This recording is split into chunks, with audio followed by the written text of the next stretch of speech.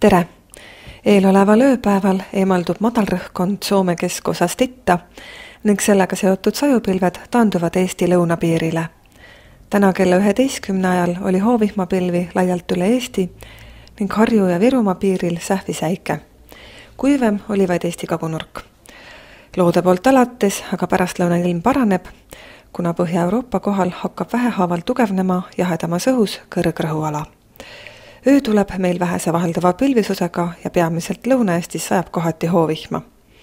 Puhub muutliku suunaga tuul 2–7, rannikul põhjakaare tuul kuni 10 meetrit sekundis. Sooja on 7–13 kraadi.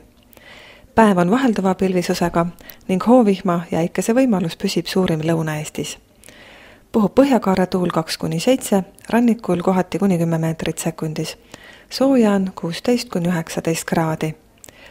Järgnevatel päevadel tugevneb Soome kohal kõrgrõhkkond ning nihkub meile lähemale, kandes lõunasse kuiva ja samas jahedamat õhku.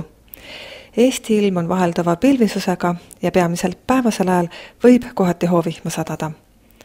Tuul puhub põhjast kirdest 2–8 meetrit sekundis. Reedel ulatuvad rannikul puhangud veel 10 meetrini sekundis. Sooja on öösel 6–12, päeval 14–18 kraadi. Õhurõhku mõõdeti Tallinnas kella 11 ajal 753 millimeetrit telavhõbedasammast.